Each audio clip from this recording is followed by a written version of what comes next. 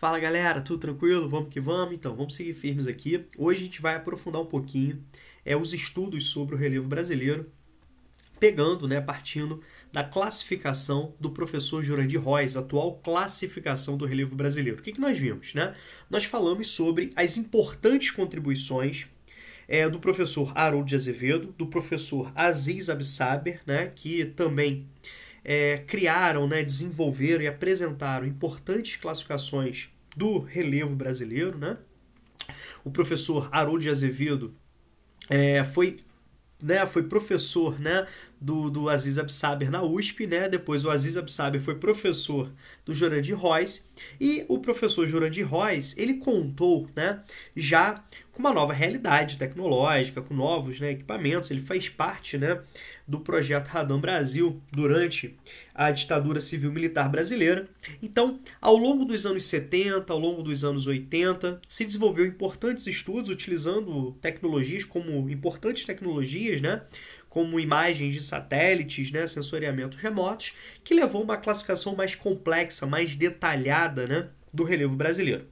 Então, o professor Jurandir Rois, ele aprofunda os critérios morfológicos, morfoclimáticos do professor Aziz Absaber, e assim considera também o critério altimétrico utilizado pelo professor Haroldo de Azevedo. Lembrem-se que o Haroldo de Azevedo dizia que os planaltos eram as regiões onduladas com altimetria acima de 200 metros, e as planícies, regiões mais aplainadas, mais niveladas, inferiores a 200 metros. Já o professor Aziz Absaber utiliza o critério geomorfológico, a influência do clima sobre as feições do relevo. Com isso, o professor Jurandir Rois, ele pega 3 eixos principais para classificar o relevo brasileiro. Ele pega a morfoestrutura, não é isso? Que leva em conta a estrutura geológica, então leva lá o critério morfoestrutural, somado ao critério morfoclimático, que considera o clima, a relação do clima com o relevo, e o critério escultural, que considera a ação de agentes exógenos, levando em consideração que o Brasil está muito bem centralizado na placa sul-americana, em regiões bem próximas à região central da placa sul-americana. Com isso, o Brasil ele não apresenta ação de agentes endógenos diretos, tectonismo, vulcanismo, abalos sísmicos, beleza?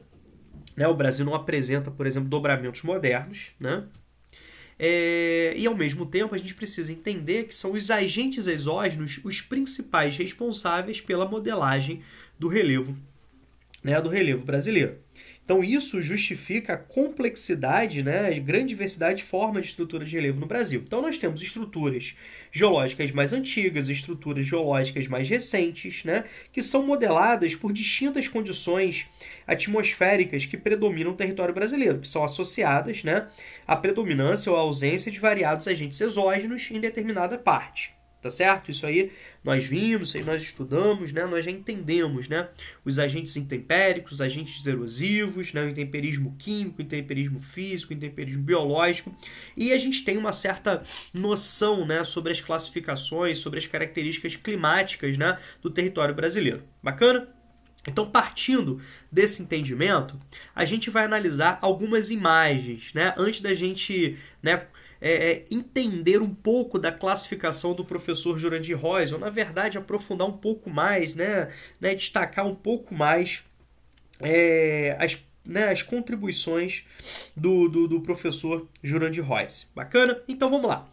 Nessa primeira imagem aqui, nós podemos perceber a centralidade do território brasileiro em relação à placa sul-americana. Tudo bem? Isso representa a baixíssima sismicidade do território brasileiro.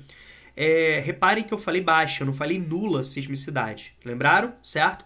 Ao mesmo tempo, a gente precisa entender que o território brasileiro é um território muito antigo, e com estruturas extremamente fustigadas, desgastadas ao longo de milhões de anos. Isso representa a modesta altimetria do relevo brasileiro, de uma forma geral, quando comparada, por exemplo, aos nossos vizinhos andinos, onde nós temos ali a formação da Cordilheira dos Andes a partir do choque entre a placa de Nazca, que é uma placa oceânica, que se choca com a placa sul-americana, tá bom? Levando o enrugamento do terreno, levando a essa dobra moderna né, um exemplo de dobramento moderno formado a partir do período terciário do Cenozoico. Tá bom? Então é importante perceber, né, essa representação. E aqui, nesse mapa, fica um pouco mais fácil, né? Analisando esses dois mapas aqui em conjuntos, a gente consegue perceber as grandes formas do relevo terrestre brasileiro, mas com predomínio ali, com destaque maior para as áreas de planície e para as áreas de planalto. Tá legal? Então a gente consegue perceber as grandes bacias sedimentares no território brasileiro. Lembrem-se, né? Das estruturas de relevo que nós estudamos, né? Dobramentos modernos que o Brasil não tem, tudo bem? E as áreas cratônicas, né? E as bacias sedimentares. Dentro, né, desse entendimento, vamos analisar aqui, retomar alguns conhecimentos, alguns assuntos que nós vimos, né? Sobre essa realidade. O que a gente pode perceber? Nesse mapa em vermelhinho, a gente está falando sobre as áreas cratônicas, né? Aqui, ó, a representação aqui em vermelho, a gente está falando aqui das áreas cratônicas, né? Beleza? E em amarelinho, a gente está falando sobre as áreas de bacias sedimentares, tá certo? Quando a gente analisa, né, esse segundo mapa, ele apresenta um detalhamento maior. Ele destaca, por exemplo, né, o escudo das Guianas, né, o escudo cristalino das Guianas, ao norte, né, do território brasileiro. Daqui a pouco a gente vai voltar a falar um pouquinho dele, né, quando nós estudarmos o perfil norte do Brasil, o perfil amazônico brasileiro. E nós temos aqui o escudo brasileiro em amarelinho. Tá? Em amarelinho. O escudo brasileiro, né, de uma forma mais didática, ele é dividido, né? Ele é dividido em Planalto Meridional, Planalto Central e Planalto Atlântico, né? Que é a porção ali leste e sudeste, tá? Como a gente pode perceber. Fica um pouco mais fácil, né? Mais didático da gente analisar. Tá bom? Certo? Outra situação que eu queria destacar para vocês é o seguinte. Quando o professor Jurandir Roys, né, analisa as regiões de Planalto, ele está falando de áreas extremamente fustigadas pelo processo erosivo. Tudo bem? Então, essas áreas onde predomina o processo erosivo sobre o processo sedimentar, elas podem ser classificadas, né, a partir de áreas irregulares, com topografia acidentada, né, nas quais predomina o processo erosivo. Geralmente, né, são estruturas, né, são terrenos elevados, marcados, né, com altimetria acima de 300 metros. Se a gente comparar uma totalidade do território brasileiro, para a gente entender essa estrutura modesta, né, quando a gente compara, por exemplo, a Cordilheira dos Andes, mais de 90%, né, do relevo brasileiro tem altimetrias inferiores a 900 metros. Né?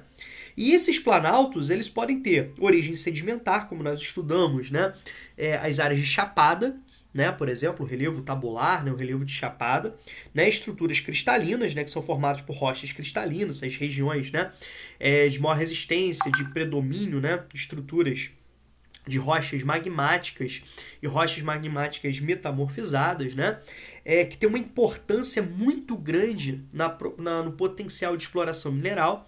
Né, analisando aqui, a gente pode perceber aqui, ó, esse mapazinho pegando aqui, né, o vermelho, aonde se destaca as maiores... o Brasil é um grande, né, produtor de minérios, um grande exportador de minérios. Reparem, né, que essa exploração, onde ela acontece no Brasil? Justamente em áreas, né, de planaltos cristalinos, né, estruturas cristalinas, onde nós temos o potencial de exploração mineral, tá bom? E também nós temos os nossos planaltos basálticos, né? Que são formados por rochas vulcânicas, né? Pelo basalto. Então, olha só, olha que legal no Brasil. O Brasil tira muita onda, né? O Brasil tem uma grande área, né, de extensão de planalto basáltico, que dá origem a um solo extremamente fértil, lembra do solo de terra roxa, mas o Brasil não tem vulcão ativo, né? A sismicidade brasileira, ela é muito baixa e a possibilidade, né, de um vulcão ser reativado no Brasil, ela é quase nula, né? Vamos chamar dessa forma, tá bom? Então, o Brasil tira onda, né? O Brasil apresenta, né, condições bem legais, bem bacanas. Então, assim, é muito importante que você perceba, tá? Que dentro dessas áreas de Planalto, né? Eles são planaltos, né, de origem variada. Então, por exemplo, um vestibular apresenta para vocês a Serra do Mar. É um planalto cristalino, né?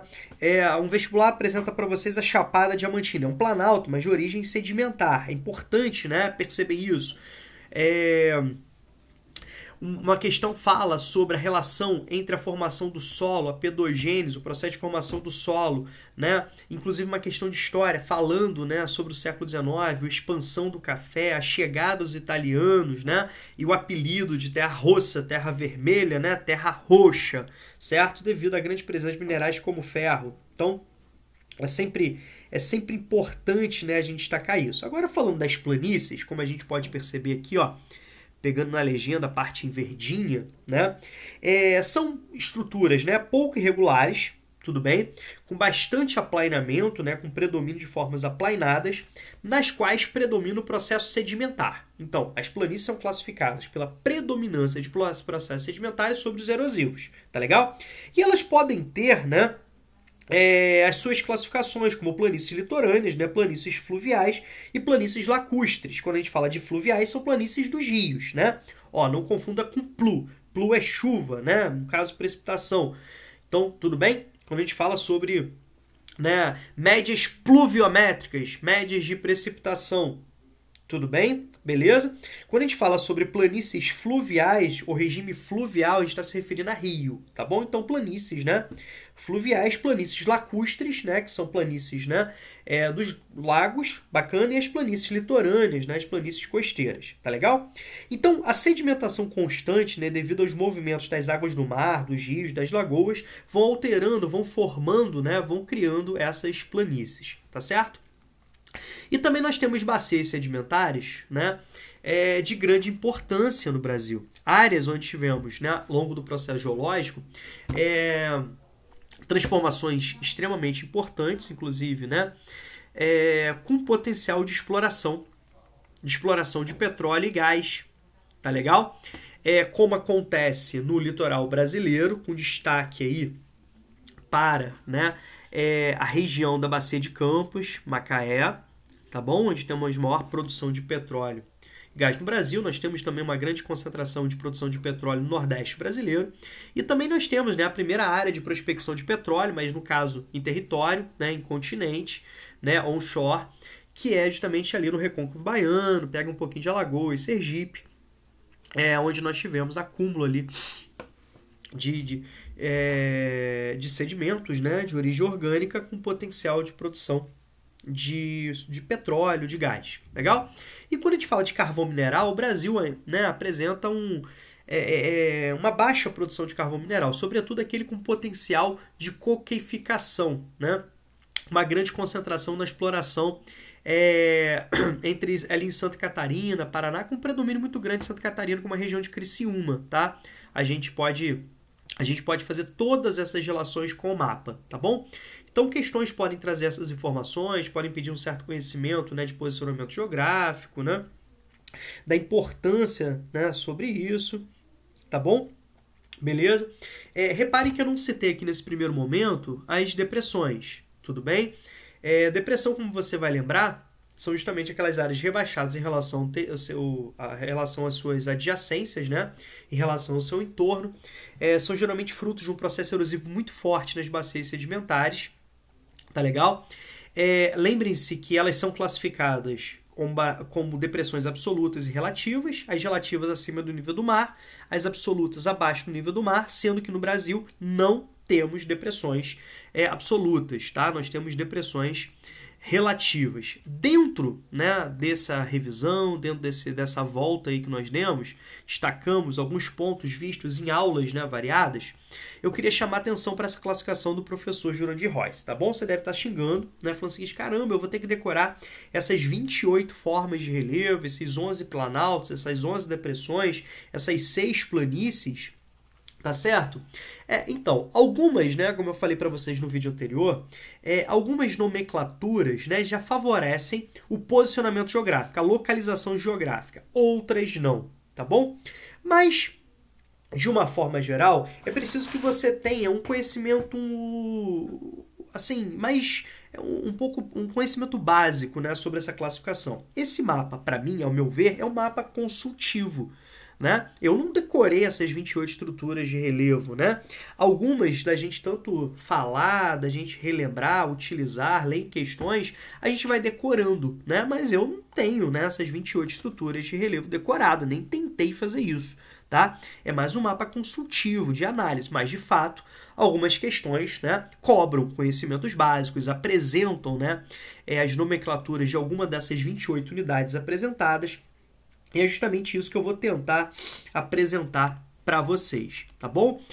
A partir, né, dessa tentativa, né, de resumir esses estudos, eu queria chamar a atenção para vocês para um estudo sobre o perfil, né, sobre 3 perfis brasileiros, 3 recortes, né, geológicos. O primeiro aqui, tá? Que é justamente que a gente vai destacar ali, né, a região norte brasileira, tá legal? A gente vai destacar a região norte brasileira, o perfil noroeste e sudeste, tá bom? Depois, a gente vai destacar aqui, ó, o número 2, esse recorte aqui, como a gente vai estar fazendo, tudo bem? Destacando a região nordestina, tá bom? Destacando ali o perfil do Nordeste e o 3, pegando, né, essa extensão geográfica, esse recorte aqui, tá legal? Ó, que é a porção centro-oeste e sudeste do Brasil. Tudo bem? Vamos falar um pouquinho sobre alguns aspectos importantes, tá? Então, galera, aqui, ó, pegando aqui, o que a gente pode perceber nesse recorte, né? O que a gente pode tirar de importante nesse recorte?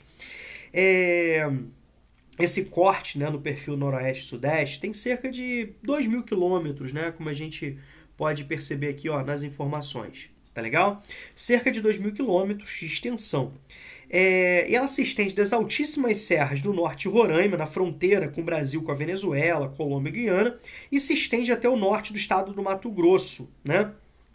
Esse perfil, esse recorte, mostra claramente as estreitas faixas de planície situadas às margens do rio Amazonas, a partir das quais seguem-se amplas extensões de terras altas, né, com destaque aí para os planaltos e para as depressões. Dentro desse entendimento, eu queria desmistificar algumas informações que a gente até escuta, né, ao longo da vida e tal. Porque lá na Amazônia predomina-se, né, ou tem apenas terras baixas, tem apenas terras de planície. Não, né? Certo? A gente pode perceber as grandes extensões de planaltos e de depressões presentes na região amazônica, tá? De fato, né, as áreas de planície são predominantemente nas áreas próximas aos rios, né, as planícies fluviais, tudo bem? Aí você até relaciona os polêmicos projetos de exploração, né, do potencial energético desses rios para a construção de usinas hidrelétricas, né, como Jirau, Belo Monte e Santo Antônio. Lembrem-se que essas usinas elas foram construídas a partir de uma classificação de fio d'água, diferentemente das usinas hidrelétricas presentes na maior parte do território brasileiro, inclusive, como a gente vai ver, aproveitando, né, o potencial da bacia do Paraná, onde se concentra o maior número de hidrelétricas e, consequentemente, de prejuízos ambientais, de desabrigados por barragens, né? Que predominam hidrelétricas, né, a partir de grandes quedas d'água, né, a partir de construções de grandes barragens, hidrelétricas de grandes barragens, tá legal? E aqui é fio d'água, tá bom? Você deve ter lembrado que dos momentos, né, onde você constrói barragens muito pequenas, o objetivo é aproveitar principalmente, né, os meses de chuva, sem trazer tantos alagamentos, né, tantos lagos artificiais, né, extensões de lagos artificiais, para minimizar os impactos ambientais. O problema, que a grande crítica dessa proposta, é que em determinados momentos do ano, né, no período de estiagem, a produção ela fica inviabilizada, né, a partir do critério econômico, né? Então, você tem toda essa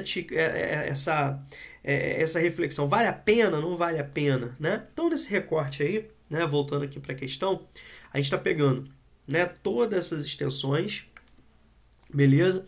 E aqui, ó, nessa imagem, fica um pouco mais claro da gente analisar, né, as estruturas, né, cristalinas, os terrenos cristalinos, as estruturas sedimentares, como a gente pode perceber, tá?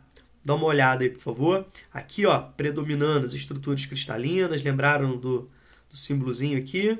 Serra de estruturas cristalinas. Então, aqui nós temos, né, regiões de serras, né, cristalinas no Brasil. Aqui a gente já pode perceber que os planaltos residuais sul-amazônicos, né, que resistiram à ação dos agentes erosivos, né, são planaltos formados a partir de sedimentação. Tudo bem? Beleza? A gente consegue perceber essa relação. A gente vai se dedicar muito, né, a esse perfil quando nós falarmos sobre domínio morfoclimático amazônico. A gente vai entender, né, as estruturas da vegetação, as características, né, da vegetação. A gente vai falar um pouquinho sobre os 3 níveis, né, os 3 degraus da vegetação amazônica. A gente vai precisar ter um conhecimento um conhecimento básico, né, sobre essa representação, para entender as áreas próximas aos rios, onde estão constantemente alagadas, aquelas áreas sazonalmente alagadas, aquelas áreas de terras mais elevadas, né, que não são alagadas, né, em nenhum momento do ano. Tá bom? Beleza? Dentro do regime das chuvas. Certo? Agora vamos voltar um pouquinho aqui e vamos voltar aqui ao 2, ao recorte 2, que pega com destaque aqui para o Nordeste brasileiro, né? Esse recorte, como você pode perceber, né, na informação aqui, ele tem aproximadamente 1.500 quilômetros, né, de extensão. Ele vai do interior do Maranhão, né, ao litoral de Pernambuco. A gente pode perceber que ele apresenta um retrato bem próximo, né, bem abrangente do relevo da região. Então nós temos ali o destaque para 2 planaltos, né, que é da bacia, né, do Parnaíba, do rio Parnaíba, e o Planalto da Borborema, o famoso, né, Planalto da Borborema. Então nós temos essas 2 estruturas, né, planálticas, tá? Beleza? E consequentemente, né, essa estrutura planáltica vai cercando a famosa depressão sertaneja. Tá legal? Beleza? Essa depressão sertaneja ela já foi chamada de ex-planalto nordestino, tá certo? A gente pode perceber que essas regiões, né, elas apresentam, essas regiões altas, né, elas são mais cobertas, né, por vegetação, tá bom? E eu queria aqui aproveitar e chamar a atenção. Eu trouxe até aqui uma outra imagem, deixa eu pegar aqui, para a gente destacar aqui, que ela apresenta alguns detalhes, né, importantes. Então nós temos aqui o Planalto da Borborema, né, o litoral, a planície litorânea, planície costeira, a Chapada do Araripe, né, e aqui nós temos a região da Depressão Sertaneja, essa região rebaixada em regiões mais elevadas. Aproveitando que a gente já está falando sobre isso, essa imagem aqui mais coloridinha, né, deixa claro as áreas cristalinas. Olha o Planalto da Borborema, né? Deixa eu pegar aqui para marcar para vocês, ó. Planalto da Borborema, estrutura cristalina, tá? Beleza? E a Depressão Sertaneja, tá bom? Aqui, ó, bacia do rio Parnaíba, né? São 2 importantíssimos rios, né, nessa região, que é o Rio São Francisco, tá bom? E o Rio Parnaíba, mas são 2 grandes rios, né, nordestinos perenes, ou seja, nessa região sertaneja você tem a presença de rios intermitentes, aqueles rios temporários, né, onde no período da estiagem os lençóis freáticos não têm volume para aflorar. E o Rio São Francisco, tão importante, né, desde o período colonial, né, pela interiorização do território brasileiro, pelo avanço, né, da pecuária para o interior do território, por isso que ele é chamado de Rio dos Currais, o polêmico projeto de transposição do Rio São Francisco, né, o Rio São Francisco sendo o maior rio em extensão totalmente brasileiro, né, um rio que nasce e deságua em território brasileiro, maior extensão, que apresenta trechos navegáveis, trechos de planalto, né, com potencial de produção de hidrelétrica, trechos, né, que permitem também a utilização dessas águas, né, para pesca, tá? Utilização para o plantio, para o consumo direto, de extrema importância. Então, um projeto de transposição tão polêmico, né? O Rio Parnaíba e o Rio São Francisco, eles se apresentaram como importantes portas de entrada, né, desde o período colonial, tá bom? Agora, vamos voltar aqui ao assunto, tá? Estou falando isso porque temas também já foram cobrados no Enem. O que você vai lembrar? Aqui nós temos, né, o Oceano Atlântico, nós temos massas de ar, né, formadas no litoral que avançam, encontram uma barreira natural que é o Planalto da Borborema, né? Então aqui nós temos, né, a região do Sotavento e do Barlavento, tá bom? Rômulo, como é isso? Como que funciona, né, essa nomenclatura de Barlavento, Sotavento, tá? O que a face, né, a face do relevo, né, voltada para o mar, ela é chamada de barlavento, tá? Nós temos aqui o barlavento, a face do relevo voltada para o mar. E nós temos o sotavento, que é a porção do relevo, né, voltada, face do relevo voltada para o continente, tá? Voltada para o continente. Tranquilo? Certo? O que a gente estuda, né? Essa relação com a vegetação, essa relação com o clima, né? As massas de ar avançam, né? Elas se elevam e, consequentemente, nós temos muita precipitação na face do barlavento e, consequentemente, uma menor presença de chuva na região do sotavento, tá bom? Então, muitos vão identificar esse critério, né? Esse único critério, a classificação do semiárido nordestino, do clima semiárido no sertão nordestino, tá? Só que a gente precisa levar em consideração outro fator que é o mais importante, que é justamente a movimentação, né? A movimentação atmosférica, tá? Beleza? A movimentação atmosférica. A gente vai ter que levar em consideração as áreas, né, ciclonais, que são áreas, né, de grande atração de vento, as áreas anticiclonais são as áreas de dispersão de vento, tá? Para a gente entender essa relação, tá bom? Mas é sempre importante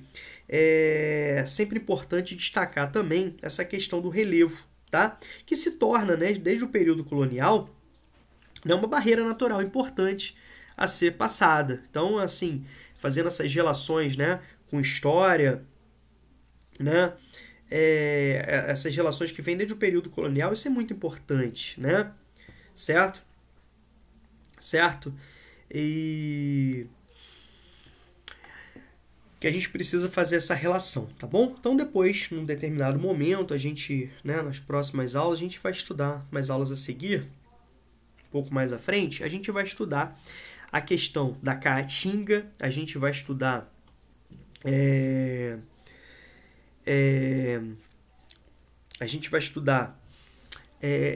o clima, né, semiárido da região, tá bom? E a gente vai falar um pouquinho de novo, relembrar um pouquinho as sub-regiões nordestinas, né? A região da Zona da Mata, a região do Agreste, né, que é a transição entre a Zona da Mata e o sertão nordestino, então a transição entre, né, a Mata Atlântica, né, e a Caatinga, a Mata Branca, né, esse domínio morfoclimático endêmico, né, esse bioma endêmico no Brasil, e também a região da Mata dos Cocais, né, que predomina no meio norte nordestino, tá bom?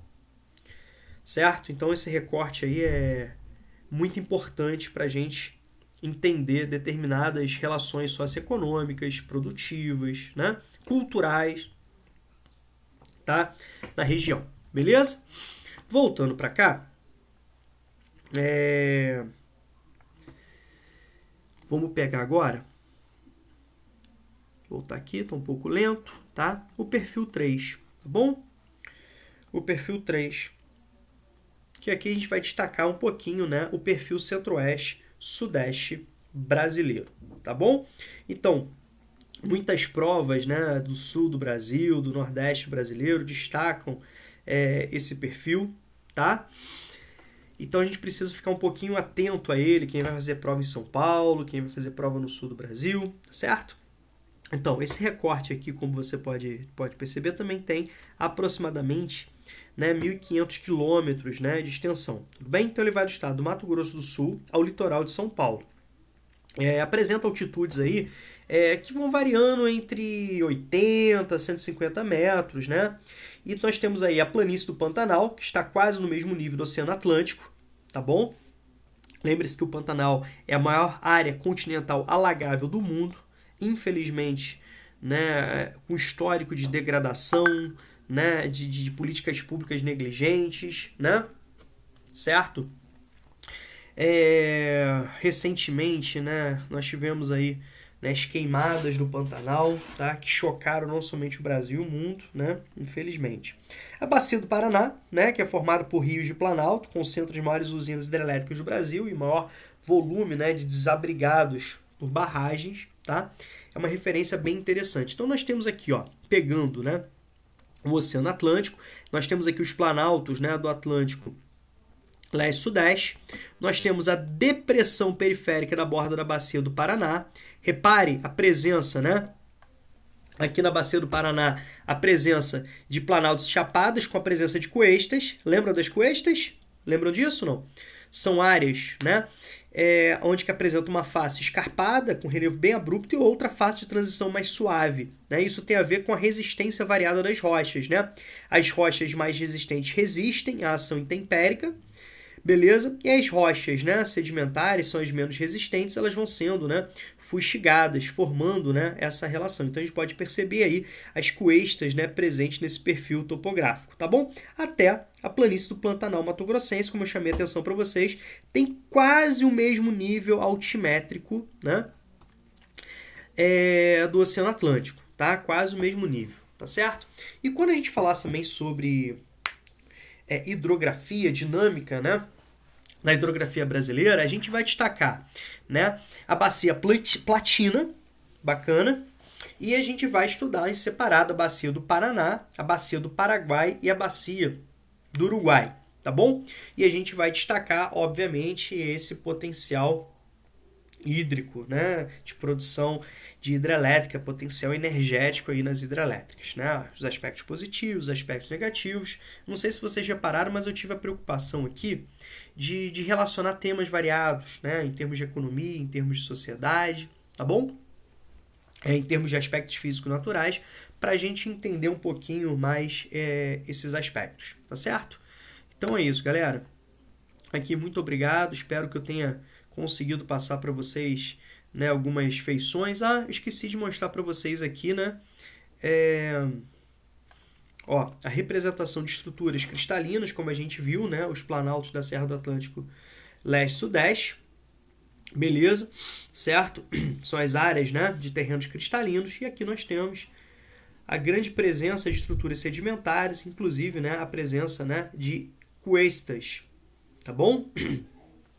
Nessa região. Tranquilo? Então, foi isso. Quase que eu não mostrei para vocês aqui. Gente, grande abraço para vocês. Muito obrigado pela atenção. Até daqui a pouco.